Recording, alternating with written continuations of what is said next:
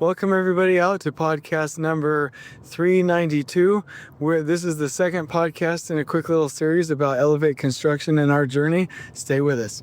This is the Elevate Construction Podcast, delivering remarkable content for workers, leaders, and companies in construction wanting to take their next step. Get ready to step out of your comfort zone with Jason Schroeder as he encourages you to do better, live a remarkable life, and expect more. Let's go. Welcome everybody. I hope you're doing well. I hope you enjoyed the last little podcast that I did about where Elevate Construction has been. And now I'm going to talk about where we want to go. So let me first talk about some of the big goals and then work backwards and see if I can explain some of these things in good enough detail to where it sounds as remarkable as I have it in my mind. So first of all, we will build a building for St. Jude Children's Hospital. We will help them with consulting. And I am going to, when I'm older and can't work, sit and watch YouTube videos, if YouTube's even around, of the little kids that hospital is able to help in fighting cancer and these catastrophic diseases. And I'm just going to sit there and weep. And that's my thing. I've always had a connection with St. Jude Children's Hospital and helping kids. And that's one of our big goals. And the other big goal, and I think that sometimes people don't take me seriously on this, but I'm dead serious. We're going to have a training facility in a wooded area that's going to call the Treehouse Training Center. We'll call it whatever we want. We'll come up with a more professional name. But if you've ever seen these resorts like in Mexico and in the Polynesian islands where they have these huts built of sticks and these wooden walkways and things that are indicative of kind of like these treehouse fort hut kind of beautiful resort type places in these really beautiful parts of the earth. Think of that. Another image I'd like to give you, if you've ever seen The Lord of the Rings, is the elven forest kingdoms. And I'm remembering a scene with Lady Galadriel, I think, and she has this kingdom and everything's up into the trees and there's stairways up to the trees and the houses are in the trees and they have walkways back and forth. Like, that's what I'm imagining. The other thing would be Avatar, where everything's up top in the treetops. So I want a place where there's a bit of an elevation change where you can drive up. I don't know if I've talked about this. I don't think I have on a podcast. But anyway, where you drive up and there's an elevation change and you go into the training facility. And then my kids and I will live there, right, in a separate house, but big enough to where all of our kids can come, and there's little, for their families, there will be rooms and restrooms and a gathering area and stuff, but they're able to come and help with the training facility. Anyway, the training facility, you come in, it's welcoming, there's an area there to go to the kitchen, it's really open and inviting. There's maybe a waiting room, that's where the buses pull up, that's where there's parking. And you go into this training facility, and I'm imagining something with really beautiful glass, and it's open, and it's kind of inviting, and it's just really got this kind of community feel. But then you go out, and there's the training facilities looking out to where you can see through the back glass out into the forested area.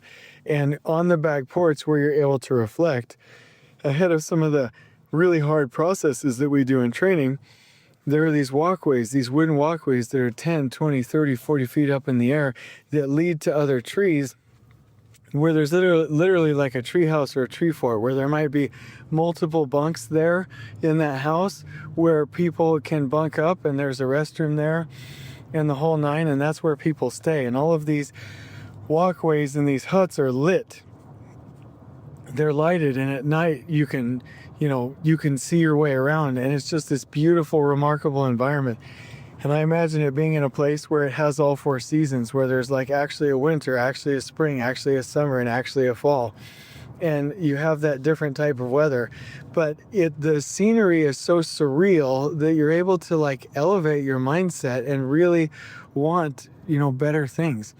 And I imagine a beautiful concrete and glass office where we have this Google type wonderful environment where there's fun things and bean bags and really neat conference rooms and really neat walls with pictures and memory walls and there's conference rooms and there's video recording areas, and it's just this really happy, wonderful, beautiful place to work where somebody can go outside and look at the scenery, where they can go get a hot chocolate or coffee or what they call in Sweden a fika, or and go take a little break and just have a wonderful environment.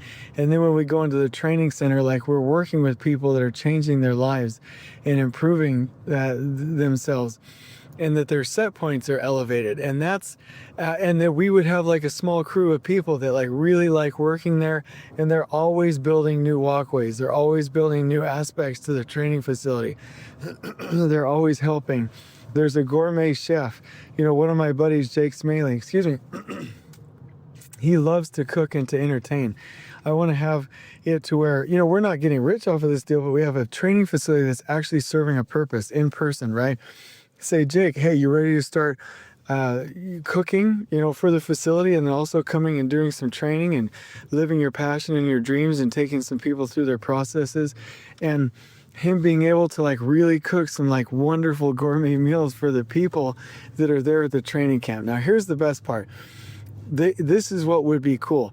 When we don't have trainings going on, you could Airbnb some of these things out to make a little bit of money to supplement the cost. But whenever we have the opportunity, how cool would it be to bring foster youth or youth camps or underprivileged youth to this training facility and take them through these things and like set them up for life and hook them up with opportunities for jobs in construction, and to really leverage some of the networking and the training and the resources and the food that we have.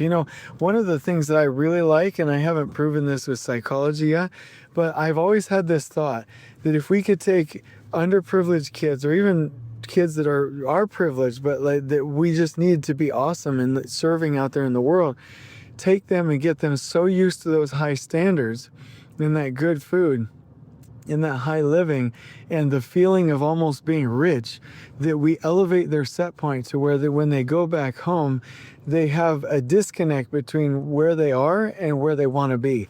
And hopefully that motivates them to live a better and more remarkable life.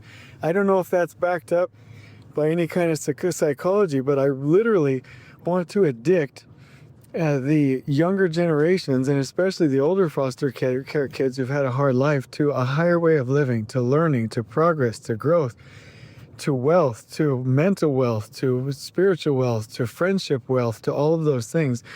And to be able to use the resources to do those really, really cool things. Now, we'd have to have really good insurance, lots of adult supervision, or else you can get in trouble with things like that, meaning because there's always drama that happens with any situation where you involve kids in a camp or things like that. You have to have real good supervision. You got to keep all kids away from any alone time with any one single adult. You've got to protect the innocent, right?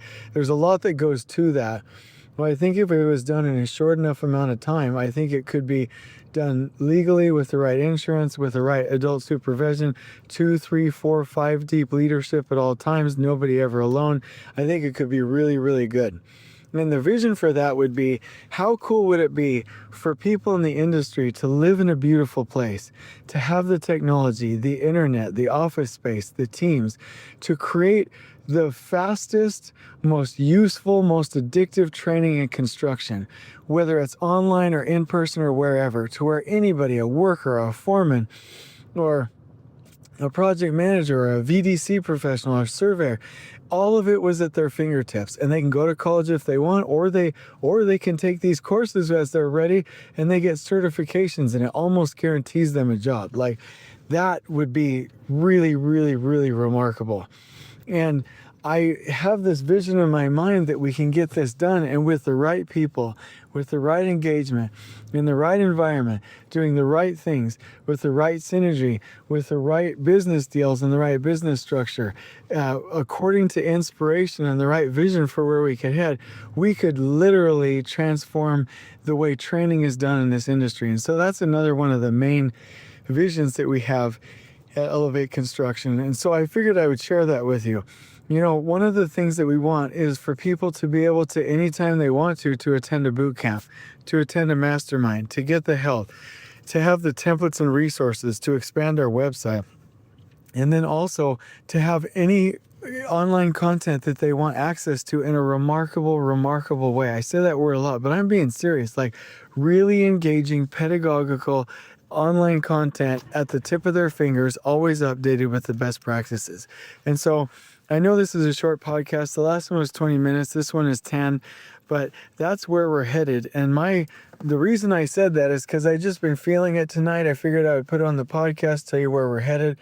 And I have this vision where Elevate Construction would have other companies, LeanTakt, LeanSurvey, LeanOffice, LeanField, LeanVDC, LeanBusiness, and these companies will each have directors, and they will grow those businesses to create training and YouTube channels and LinkedIn channels and free resources and masterminds and boot camps and all of that, so that each of those can grow. And then all of those directors will be advisory board members to Elevate Construction and expand our influence throughout the industry, and choosing the best experts for each of those areas. So I'm looking forward, and I don't know if it's 1 year or 5 years or whatever, having the best website with the most resources, where like literally construction professionals can get on us like a candy store, and you see Elevate Construction graphics and free content and outlines and guides everywhere in the industry. You're like, I saw your guide on this job. I saw your sign over there. I saw this over there. That is where we're headed. Because really, and I'll just close out with this because I don't want to needlessly take your time on a podcast, but our workers are not respected, leaders are not trained, and families are going uncared for. And that is what we will do. When I die, we will have made a huge dent in the disrespect and the dysfunction of families in construction by providing training and knowledge and wisdom. If we go back to the podcast that I did just before this, I got a couple of things. I got my eyes opened. I got my expectations raised. I got morality and ethics. And I also got information from the best books in the industry. How can we get that distilled into an addictive, useful, and fast form for everybody in construction? Because ignorance is what's holding us back, but it's education and light and knowledge that will lead us to where workers are respected, leaders are trained, and families are preserved. And so I figured I'd just give you this little podcast.